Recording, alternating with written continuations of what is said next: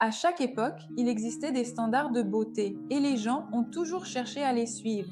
Dans cette vidéo, vous découvrirez les tendances mortelles de la mode du passé. Pourquoi les gens romantisaient-ils la tuberculose et étaient-ils fiers de leur maladie? Comment de nombreuses femmes sont-elles mortes à cause de leurs robes et comment les standards de beauté ont-ils évolué?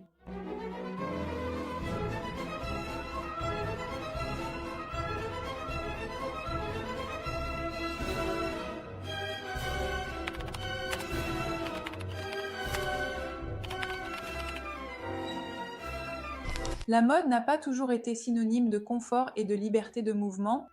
Bien sûr, il nous est aujourd'hui très difficile d'imaginer cela, car presque tous nos vêtements sont conçus pour être aussi confortables que possible. Mais pendant de nombreux siècles, les femmes ont dû sacrifier non seulement leur confort, mais aussi leur santé et parfois même leur vie pour correspondre aux idéaux de beauté à la mode. Très souvent, le corset est l'exemple typique de ces sacrifices faits au nom de la beauté. Symbole de raffinement et de féminité, il a longtemps nui à la santé des femmes. Déformation de la cage thoracique, déplacement des organes internes, problèmes respiratoires. Ce n'est là qu'une petite partie des nombreux problèmes causés par le corset. Les jeunes filles étaient serrées dans des corsets dès leur plus jeune âge. Comme on peut le voir sur le tableau de Velázquez Les Ménines, où une fillette de 5 ans est représentée dans un corset rigide. Ce n'est qu'au début du XXe siècle que les médecins et les figures publiques ont réussi à sensibiliser la société au danger des corsets, et cette mode a commencé à disparaître. La seconde moitié du XIXe siècle a été marquée par une série de tragédies liées à la mort de jeunes filles.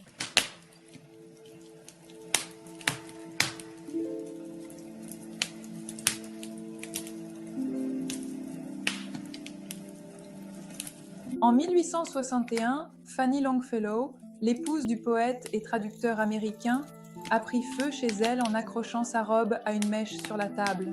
Fanny elle-même est décédée et son mari, qui avait tenté de la sauver, a été contraint de porter toute sa vie la célèbre barbe qui cachait les brûlures sur son visage. En 1867, l'archiduchesse Mathilde d'Autriche, âgée de 18 ans, effrayée par l'arrivée de son père, cacha sa cigarette derrière son dos. La flamme d'une étincelle l'enveloppa instantanément et elle mourut dans d'atroces souffrances. En l'année 1871, deux demi-sœurs, les charmantes et distinguées demi-sœurs du célèbre Oscar Wilde, se rendirent à une fête somptueuse et joyeuse organisée spécifiquement pour la célébration d'Halloween.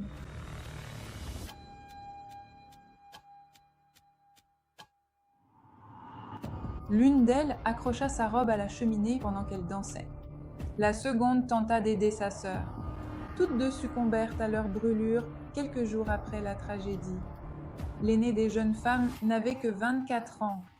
Et ce ne sont là que les cas retentissants dont raffolaient tous les journaux. Combien d'autres cas similaires se sont produits sans que nous le sachions?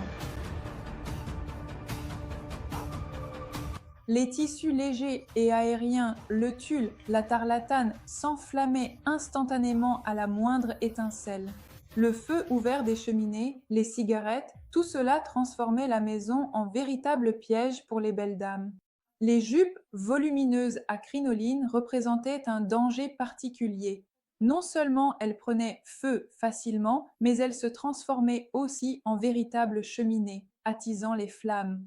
C'est justement pour cette raison qu'il y avait tant de ballerines parmi les victimes, obligées de danser à proximité dangereuse du feu ouvert. Coco Chanel fut l'une des premières à attirer l'attention sur le problème du risque d'incendie lié aux vêtements féminins. D'ailleurs, c'est aussi Chanel qui a repensé les vêtements de sport pour femmes, un mode de vie actif, mais certainement pas pour les femmes. Jusqu'au début du XXe siècle, la pratique du sport par les femmes était plutôt l'exception. Et même des personnalités aussi marquantes qu'Élisabeth de Bavière, célèbre pour son amour d'un mode de vie actif, ne pouvaient en rien changer les traditions bien ancrées. Les silhouettes à la mode de l'époque, avec leurs jupes volumineuses et leurs corsets serrés à la taille, rendaient tout mouvement tout simplement impossible, ou du moins très difficile. C'est aussi à cette époque qu'a commencé à se développer le mythe de la faiblesse des femmes. On prétendait qu'aucune femme n'était capable de pratiquer un sport de façon active. Et bien sûr, ce mythe ne faisait que renforcer encore davantage la popularité de ces silhouettes à la mode. Pourquoi les personnes qui travaillent sur les robes devraient-elles créer des vêtements confortables si les femmes ne sont de toute façon pas capables de faire du sport? Avec la fin de l'ère des crinolines, le problème de la limitation des mouvements n'a pas disparu. Au début du XXe siècle, les jupes entravées sont devenues à la mode. Elles épousaient étroitement les jambes sous les genoux et empêchaient de marcher librement. La tendance de ces jupes a été lancée par l'actrice Cécile Sorel, qui était obligée de poser longtemps dans une position inconfortable. Mais une chose, c'est le cinéma, et une autre, c'est la vie réelle. Les jarretières entravées, qui maintenaient la jupe étroite, sont devenues une véritable malédiction pour les fashionistas. Les femmes avaient du mal à se déplacer, ne pouvaient pas s'asseoir ou se lever librement, et les cas de blessures dues à des chutes sont devenus fréquents. Les jupes entravées ont à plusieurs reprises été la cause d'accidents. Ainsi, à l'hippodrome de Chantilly, une femme n'a pas pu éviter un cheval à cause de la restriction de ses mouvements. Et à New York, une jeune fille s'est noyée, n'ayant pas réussi à franchir les portes d'une écluse à cause de sa jupe trop étroite. Oui, avec la mode d'aujourd'hui et une industrie de la beauté aussi développée, il nous est, sans aucun doute, très difficile d'imaginer une telle chose dans la vie réelle. Mais cela a vraiment existé, c'est notre histoire. Et quelle femme extraordinaire vivait à cette époque.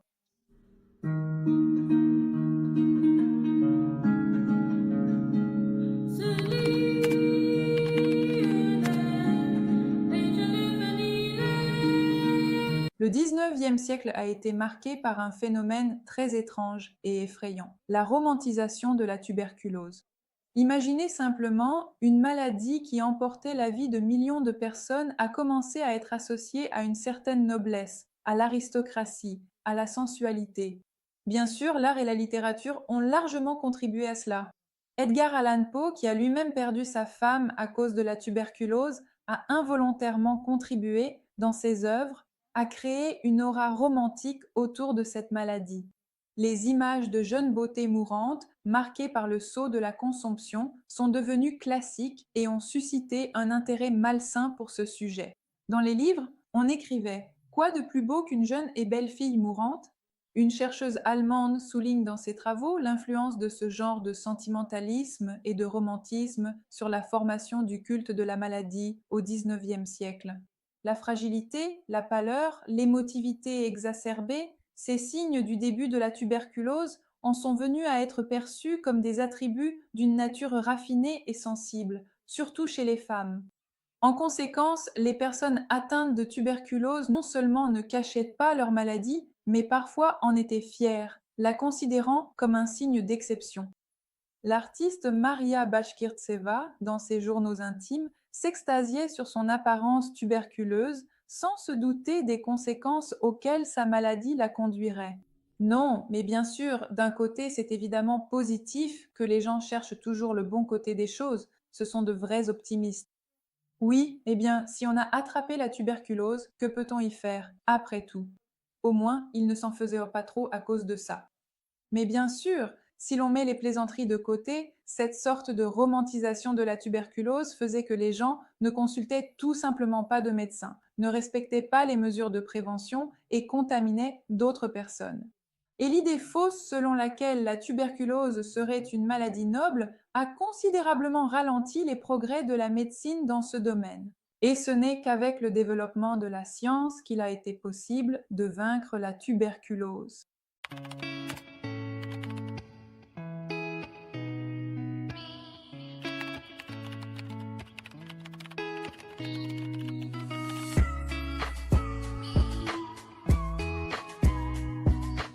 Bien sûr, la beauté, c'est quelque chose de personnel à chacun.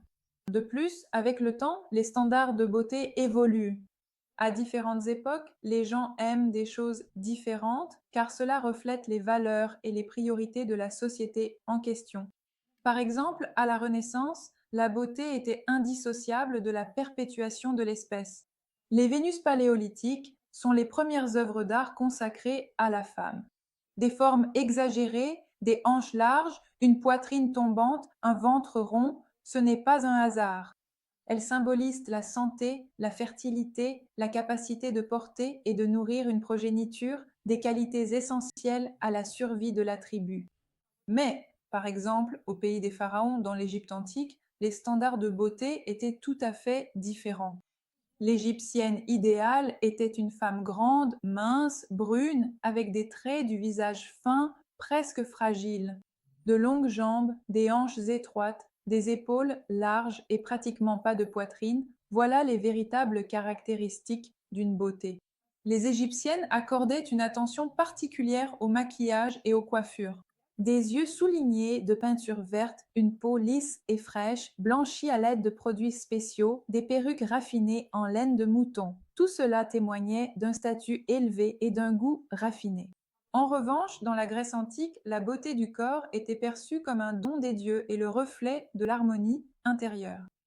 Un exemple frappant en est l'événement lié à l'Étaïre Phryné. Sa beauté était si parfaite qu'on l'accusa même de blasphème. L'histoire de son procès, immortalisée dans le tableau de Jérôme Phryné devant l'Aréopage, témoigne de l'importance accordée à la beauté du corps. La quête universelle de la beauté a conduit à l'apparition de canons de beauté calculés de manière mathématique. Le sculpteur Polyclète, dans son traité Le Canon, a décrit des proportions idéales où chaque partie du corps était en harmonie avec les autres. La tête représente un septième de la taille, la main un dixième, le pied un sixième, et le centre du corps se situe au niveau du nombril. Ces proportions sont devenues la référence pour les artistes et les sculpteurs pendant de nombreux siècles. À l'époque du Haut Moyen Âge, l'ascétisme chrétien remplace la perception païenne de la beauté. La beauté du corps est déclarée pécheresse, une tentation qui détourne de la spiritualité. La pâleur maladive est à la mode et les femmes l'obtiennent en utilisant du jus de citron, voire en recourant à la saignée. Le visage devait paraître allongé, c'est pourquoi on se rasait le front, les sourcils et les cils. À l'époque baroque et rococo, il n'existait pas vraiment de standard précis de beauté. Mais on peut noter que, tout de même, ce qui passe au premier plan, c'est une certaine coquetterie, une finesse, une sensualité. En fait, les favorites royales servaient d'exemple à de nombreuses femmes. Elles aimaient le luxe et la coquetterie. Un long cou de cygne mis en valeur par des coiffures hautes, une taille fine serrée dans un corset, de profonds décolletés dévoilant une peau pâle. Voilà les traits distinctifs des beautés de cette époque.